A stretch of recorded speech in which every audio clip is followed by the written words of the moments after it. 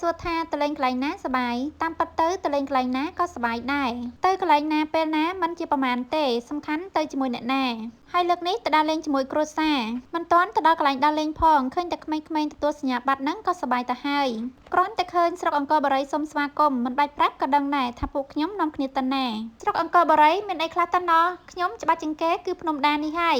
ជាកាន់តែគៀឃើញកំពូលប្រាសាទភ្នំដាកាន់តែច្បាស់នៅមានរូបសំណាកព្រះនាងនាគទៀតអញ្ចឹងបានន័យថាមកដល់ដែនដីនគរគោកធ្លកហើយក៏សុំចូលចតនៅវត្តភ្នំដាមួយសិនវត្តភ្នំដាគឺជាប់នឹងជើងភ្នំដានឹងឯងហើយក៏មានរោងភ្នំនៅជើងភ្នំក្បែរនោះដែរលើមកថារោងភ្នំនៅភ្នំដាទាំងអស់គឺមានចំនួន5ជារោងភ្នំសិប្បនិមិត្តដែលសាងសង់ឡើងដោយបុព្វបុរសខ្មែរនៅក្នុងសម័យអាណាចក្រភ្នំតែពេលខ្ញុំទៅបានទៅទស្សនាតែ3រោងភ្នំប៉ុណ្ណោះមិនដឹងថាពីទៀតមានទីតាំងនៅកន្លែងណាទេបើមានឱកាសទៅលើក្រោយនឹងដើរមើលឲ្យគ្រប់5ហើយនេះជារោងភ្នំទី2ដែលខ្ញុំបានមកទស្សនាទីតាំងរោងភ្នំនេះគឺនៅពាក់កណ្ដាលផ្លូវតាមកម្មចន្ទាថ្មីដែលឡើងទៅកំពូលភ្នំហើយនេះជាទស្សនវិជ្ជាខ្លះៗនៅក្នុងរោងភ្នំលើក្បែរគ្នានឹងក៏មានរោងភ្នំមួយទៀតដែរតែរោងភ្នំមួយនេះខុសពីរោងភ្នំពីរមុនរោងពីរមុនគ្រាន់តែដាប់ថ្មធ្វើជារោងទេតែរោងមួយនេះបានកសាងទ្វារនិងជញ្ជាំងពីថ្មបន្ថែមទំហំរោងក៏រាងធំដែរតែនៅក្នុងរោងភ្នំមានការរៀបចំបន្ថែមនៅក្នុងសម័យក្រោយៗនេះទស្សនវិជ្ជាខាងក្នុងរាងងងឹតបន្តិចហើយតែជារួមនៅក្នុងរោងភ្នំគឺជាទីសក្ការៈហើយនេះជាទស្សនវិជ្ជានៅខាងក្រៅរោងភ្នំទាំងស្រុងរោងភ្នំមួយនេះក៏ជារោងភ្នំមួយដែលខ្ញុំចាប់អារម្មណ៍ជាងគេដែរបញ្ចប់ការទស្សនារោងភ្នំបន្តដំណើរទៅកាន់ប្រាសាទភ្នំដាមិនជាខ្ពស់ប្រមាណទេប៉ុន្តែឡើងមកដល់ឡើងញ័រដៃកាន់កាមេរ៉ាលេងនឹងតោះតែអញ្ចឹងទើបដឹងថាខ្លួនឯងនេះកម្លាំងប៉ុណ្ណាតែដល់ពេលបានឃើញប្រាសាទជាមួយនឹងទង់ជាតិទង់សាសនាឈរត្រឹងបែបនេះខ្លួនឯងពិតជាមានមោទនភាពណាស់មិនមែនជាលើកទី1ទេតែក៏មិនចាំថាជាលើកទីប្រមាណហើយដែលបានមកលេងប្រាសាទភ្នំដានេះគ្រប់ពេលដែលមកគឺសុទ្ធតែមានអារម្មណ៍ថាប្រាសាទទោលមួយនេះគឺធំខ្លាំងណាស់ប្រាសាទគឺមានផ្នែកដែលខូចខាតជាពិសេសគឺផ្នែកដំបូលប៉ុន្តែស្ថាបត្យកម្មមួយនេះនៅតែបង្ហាញពីភាពរឹងមាំអាចដោយសារតែជញ្ជាំងប្រាសាទដ៏ក្រាស់និងកម្ពស់ទ្វារដ៏ខ្ពស់នេះហើយមើលតែសិពីសិពណ៌ដើរក៏ដឹងដែរថាសិពីសិពណ៌កម្ពស់ម៉ានប្រាសាទហើយបងស្រីខ្ញុំនាំកូនដើរមើលប្រាសាទទំនងណាស់តែខ្ញុំនេះសូមមកមើលព្រៃព្រឹក្សានៅលើភ្នំបន្តិចសិននៅលើភ្នំមានដើមក្ងោកប្រមាណដើមបើសិនជាដល់រដូវចេញផ្កាប្រហែលជាស្អាតខ្លាំងហើយក៏មានដើមសម្រងមួយដើមសុទ្ធតែផ្លែ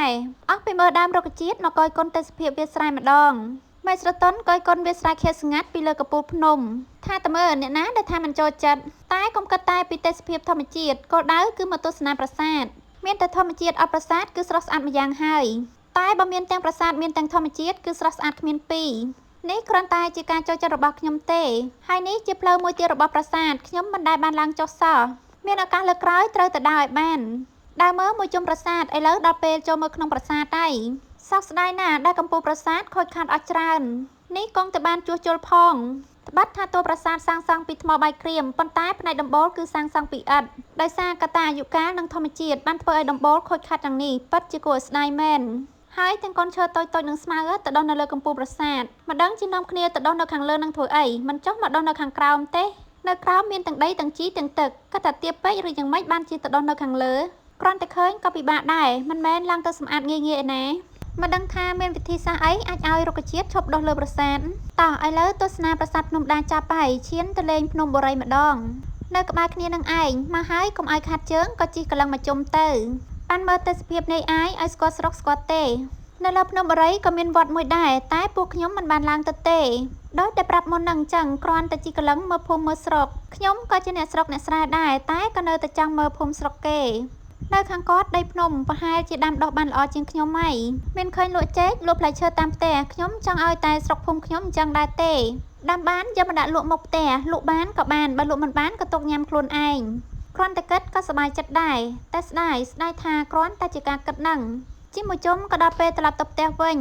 ហើយនៅតាមផ្លូវក៏បានជួបហេតុការណ៍ឡានចុះផឹកទឹកអធិស្ឋានផងមិនបានជួយយកអាសាអ្វីទេអរគុណសម្រាប់ការតាមដានទស្សនាវីដេអូរហូតដល់ចប់ជួបគ្នានៅវីដេអូក្រោយបាយបាយ